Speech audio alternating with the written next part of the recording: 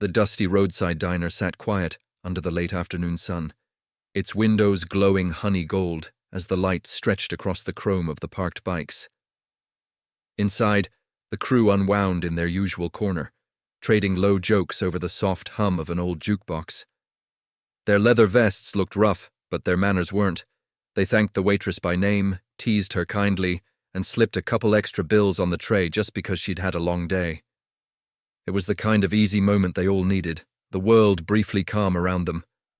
Yet even in the peaceful lull, Hawk glanced toward the horizon and muttered, almost to himself, that storms were coming tonight. The doorbell chimed softly, cutting through the diner's calm as a small boy stepped inside. His clothes were dusty, his cheeks streaked from dried tears, and he paused like he wasn't sure he was allowed to breathe. The bikers went silent at once. Conversations froze, forks hovered, and every eye shifted toward him. He scanned the room, trembling, then walked straight to the cruise table as if drawn by something safe. When he reached Hawk, he leaned in and whispered, "Please, he took my sister." Chairs scraped the floor as the men stood, eyes narrowing with instinctive anger, attention pounding like a heartbeat. You won't believe what the bikers noticed next in the quiet room that suddenly felt smaller. Hawk lowered himself to one knee, bringing his weathered face level with the boy's frightened eyes. His voice softened, the rough edge fading as he said, "You're safe here, son. Tell me everything." Behind him, the crew moved without a single word exchanged. Two men shifted toward the door, casually enough not to spook the boy, but precise enough to block any exit. Another scanned the windows, reading the parking lot like a battlefield map. The warmth from moments earlier vanished, replaced by a focused stillness that always came before they acted. Hawk placed a steady hand on the boy's shoulder and spoke their unbreakable code. "We protect the small. No exceptions." And just like that, mission mode settled over them all. The boy wiped his face with a shaking hand, trying to force the words out between uneven breaths. "Our car broke down. We were stuck on the road," he said. A man stopped. He looked nice, clean shirt, neat hair, big smile. He said he wanted to help. The crew listened in heavy silence as the boy continued. "He told us to wait while he checked his trunk. Then he offered us a ride. He told me to grab some water from the station. And when I came back, he was gone. He drove off with my sister." A cold fury tightened the bikers' faces.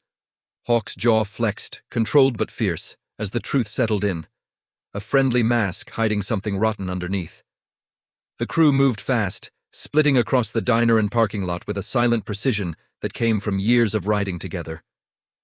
One of them pulled the diner owner aside to check the security camera, scrolling through grainy footage until the clean-cut man appeared, guiding the little girl toward a dark sedan. Outside, another biker crouched low, tracing fresh tire marks in the dirt, feeling the warmth in the rubber tracks. Engines rumbled to life, low and growling, as tension rippled through the group. They questioned a couple of diners near the window, and the answers all lined up. The man had passed through barely 20 minutes earlier, heading east. Hawk tightened his gloves, eyes hard. "He thinks nobody's looking for her. He's wrong." The engines roared louder, ready to hunt. In the boy's memory, the man had seemed almost gentle, the kind of stranger people trusted without thinking. He'd smiled warmly when he approached them on the roadside, his voice soft as he said, "I'll help you kids, don't worry." He opened the car door for them like a polite neighbor asking their names, offering snacks from the front seat. Nothing about him looked dangerous, but the moment the boy stepped out to buy water, something changed. The man's smile flattened, his eyes going cold. He leaned back, hit the locks, and the doors clamped shut with a snap. The girl tried to scream, but he told her to stay quiet, his voice now sharp and controlled. The lie of kindness revealed his true, calculated evil. The crew rolled into the abandoned gas station, its flickering sign casting uneasy shadows across cracked pavement. A couple of locals lingering outside recognized the clean-cut man instantly and recalled seeing a frightened girl pressed against the window of his car. Their voices carried a nervous edge, confirming the bikers were closing in. Hawk stepped away from the group, scanning the ground, and something small caught the dying light. He knelt and lifted a thin bracelet. Pink beads, one cracked, the kind a child never takes off. The boy gasped when he saw it, his hope trembling. A chill swept through the crew as the reality sharpened. If you think you know where this is going, wait. The threat wasn't distant anymore, it was here, pressing hard against time. The call went out, and within minutes, the full crew thundered into the station lot, their engines shaking the ground like distant storm clouds finally arriving. Dusk settled low over the horizon, painting the world in deep gold and rising blue, and their headlights carved bright paths through the growing darkness. Hawk raised his hand, and the men formed up without hesitation, each rider falling into position as if the road itself commanded them. Hand signals flicked between them, sharp, silent, understood instantly. The boy watched from the sidelines, clutching the bracelet, hope returning in small breaths. Hawk lowered his visor and growled, "Nobody harms a kid on our watch!" Then the crew surged forward together, a single force of roaring steel and unwavering purpose, beginning their search across the darkening roads. The cliff road was quiet, except for the wind, and the villain's van sat crooked near the edge, its brake lights glowing like a warning. The bikers cut their engines one by one, letting the silence sharpen the tension.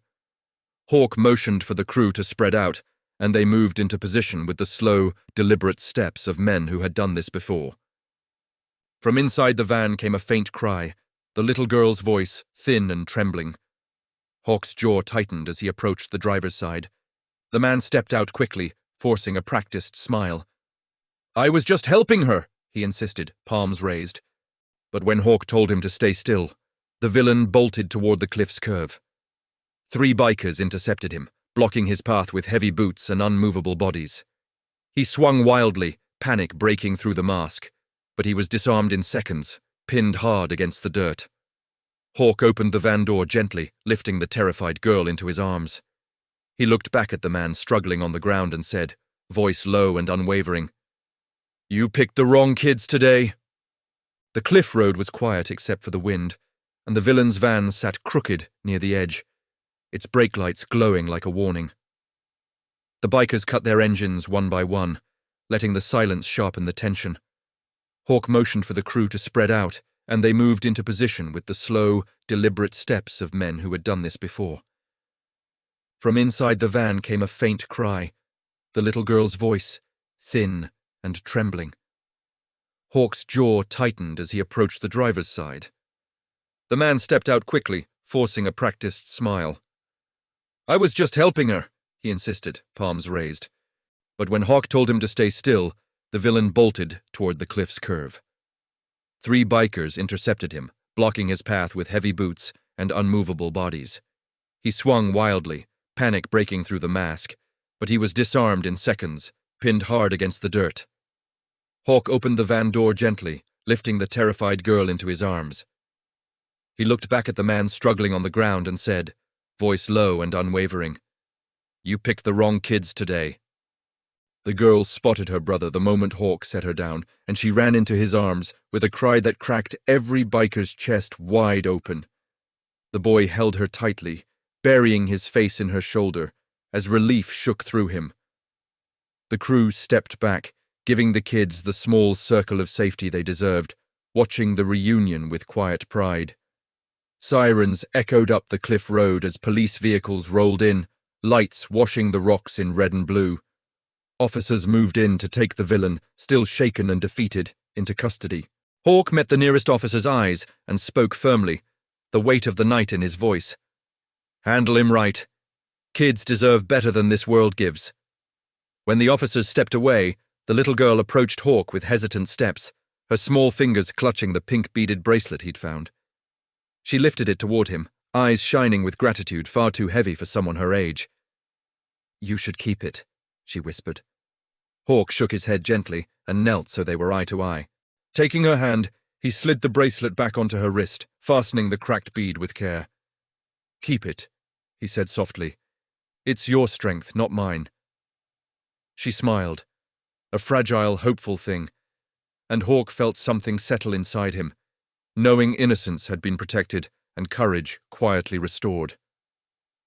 The night settled deep as the crew mounted their bikes, headlights flaring against the dark road ahead. Engines rumbled to life, steady and sure, carrying the weight of what had just been put right. And one by one they rode off into the quiet, their silhouettes fading into the horizon like wandering guardians. Out there, someone will need them again, and when that call comes, they ride. If you believe in justice, loyalty, and real heroes, stick around.